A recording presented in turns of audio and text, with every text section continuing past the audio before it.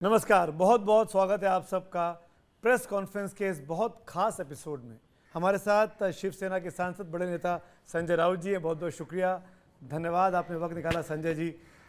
हम जानते हैं बहुत ही कठिन दौर से पार्टी भी और आपका वक्त भी काफ़ी कठिन चल रहा है। अगर मैं शुरुआत करना चाहूँ, पहला सवाल ये पूछूँ कि किसकी ज़्यादा कठिनाई आप फेस कर रहे हैं, अपने जीवन में जो ईडी की जांच चल रही है वो, या पार्टी के साथ जो कुछ बीता वो, कौन सा ज़्यादा बुरा वक्त है? नहीं, बुरा वक्त तो जो मेरे ज़िंदगी में आप बता रहे हैं, मैं उसके लिए कोई ज़्यादा महत्व नहीं देता हूँ। ये भी राजनीति है। कोई राजनीतिक फ़ायदे तोटे के लिए हमारे ऊपर, हमारे जैसे लोगों के ऊपर एक्शन ले लेते हैं, मैं उनको छोड़ देता हूँ। लेकिन संघर्ष पार्टी का है और मैं पार्टी से जुड़ा हूँ। हमारे ऊपर जो एक्शन हो रहे हैं वो भी पार्टी से जुड़ी है कि इस कठिन समय में मैं पार्टी के साथ न रहूं। हमारे कुछ लोग तो इस डर से भाग गए हमारे से। कल तक हमारे साथ बैठे थे, चाय पीते थे, खाना खाते थे, और सुबह देखता हूं तो ये सब जिसका नाम लिया एजेंसीज के डर से भाग गए। लेकिन हम नहीं डरने वाले, हम पार्टी के साथ डट कर खड़े आपकी तो रहेंगे। जांच चल रही है, आपको नहीं लगता कि आपको अरेस्ट कर लेंगे? करने दो। आप तैयार है अरेस्ट होने के लिए? अगर कोई चाहता है मुझे अरेस्ट होने से पार्टी टूट जाएगी तो भ्रम में है। मेरी पार्टी और मजबूत होगी। पूरे महाराष्ट्र को मालूम है क्या खेल चल रहा है। पूरे हमारे शिवसेना हो या और पार्टी के हमारे साथी हो, मित्र हो, सबको मालूम है। सभी के साथ एक खेल चल रहा है। कोई ना कोई डर कर खड़ा होना जरूरी है। सबको डर कर जीना मीन्स हम अपने आप अपने हाथों से लोकतंत्र का गला घोटना है। तो आपको लग रहा है संजय जी कि आप अरेस्ट हो सकते हैं? देखिए, मेरे कोई केस नहीं है, लेकिन अगर कोई चाहता ही है तो आप क्या कर सकते हो। लेकिन मुझे लगता है कि जब भी मुझे बुलाया जाएगा मैं ईडी के सामने समक्ष जाऊंगा। जो बात वो करना चाहते हैं, जो इन्फॉर्मेशन उनको चाहिए, मैं दे दूंगा। मैं रिस्पेक्ट करता हूँ एजेंसी का, इसलिए तो मैं 2 बार जाकर आया हूँ, वापस जाऊँगा। जब तक मेरा विश्वास है तब तक मैं न्यायालय में जाऊँगा, एजेंसी के सामने जाऊँगा, क्योंकि मैं इस देश का एक कानून लॉ मेकर हूँ। मैं सांसद हूँ 20 साल से लगभग, तो मेरा कर्तव्य बनता है।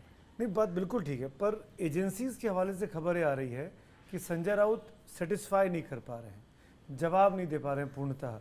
ये जो पूरा मामला है पात्रा चाल चौल मेरा घोटाले कोई का। संबंध नहीं पत्रा वाला चाल से। मैंने देखा भी नहीं है ये कहाँ है ये पत्रा वाला चाल। मेरी ज़िंदगी में ये पत्रा वाला चाल क्या है,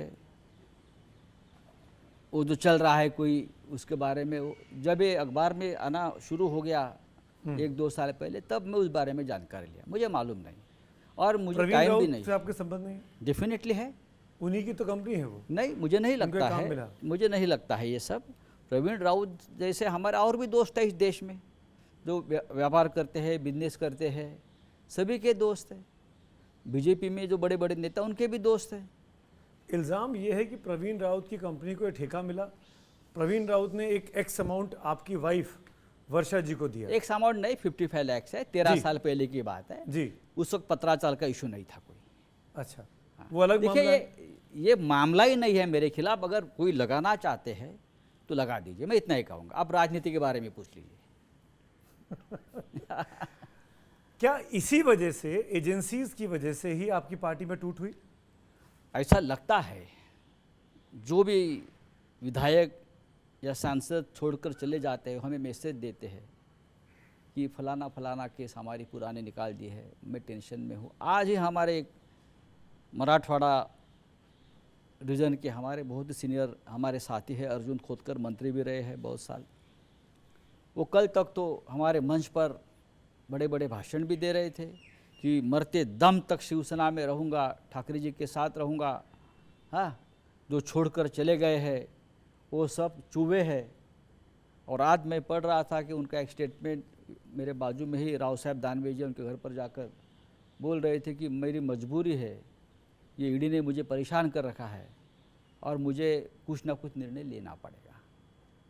या अभी की बात, मैं इतना ही कहूँगा कि केंद्रीय जांच एजेंसी है, अगर उनको लगता है कि वो अपना काम सही ढंग से कर रही है, अगर उन आज सोनिया गांधी भी चली गई, राहुल गांधी भी चले गए थे, सबको जाना चाहिए। अगर एजेंसी है, कोई जांच कर रही है, उनके पास कोई हमारे खिलाफ सबूत है या नहीं है और बुलाया हमको, तो जाना चाहिए। हम जाएंगे। नहीं, वो तो कानून से बड़ा कोई नहीं है, चाहे किसी के लिए भी हो, मेरे लिए हो, हम तो आपके लिए। भागने वाले नहीं है ना, आप जैसे तो लोग भाग कर चले गए, हजारों सैकड़ों लोग इस डर से देश छोड़कर चले गए।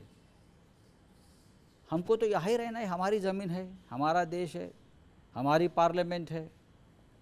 अगर जिन नेताओं को इस तरीके से राजनीतिक दांवपेच में गिरफ्तार कर लिया जाता है ईडी के द्वारा, आपको लगता है कि राजनीतिक तौर पर आने वाले वक्त में उनको फ़ायदा होता है? क्या यही फ़ायदा आपको दिखाई दे रहा है, जो आप कहते हैं कि मुझे अरेस्ट कर लेंगे तो कोई बात नहीं, पार्टी मजबूत होगी? लोग सब कुछ जानते हैं ना कि इस समय में संजय राउत के ऊपर एक्शन क्यों है, ऐसे समय में प्रफुल्ल पटेल के ऊपर एक्शन क्यों है, ऐसे समय में सोनिया गांधी के ऊपर एक्शन, मैडम के ऊपर एक्शन क्यों है, लालू यादव जी की पार्टी कैसे ख़त्म करने की कोशिश की, मायावती जी को कैसे चुप किया है, अखिलेश को कैसे चुप बिठाया था। देखो, देश की जनता कुछ बोल नहीं रही, उसका मतलब ये सोचती नहीं है, नहीं, जनता सोचती है। इमरजेंसी में भी जनता चुप थी लेकिन सोच रही थी, वक्त आने पर अपना जवाब देती है। किसी को लगता है कि ये करने से हम चुनाव फिर एक बार जीत जाएंगे या सत्ता रहेगी। देखिए, कोई भी इस जग में, विश्व में अमर पट्टा लेकर नहीं आया है, कोई भी नहीं, ना तानाशाह ना कोई लोकशाहीवादी। सत्ता कभी ना कभी किसी को छोड़ना ही पड़ती है, चाहे कितना भी बड़ा नेता हो, चाहे इंदिरा गांधी हो, चाहे अटल जी हो, चाहे हम हो। सत्ता आती है, सत्ता चली जाती है, देश रहेगा और संस्थाएं रहेंगी। ये हैं शर्मा जी, जो रात का खाना और देश दुनिया की सुर्खियां दोनों लेते हैं सुमित अवस्थी के साथ। अब ये हैं इनके पड़ोसी बनर्जी साहब।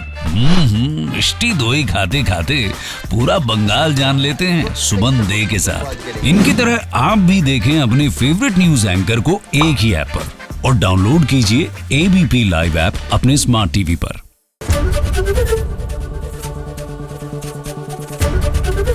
एबीपी न्यूज आपको रखे आगे।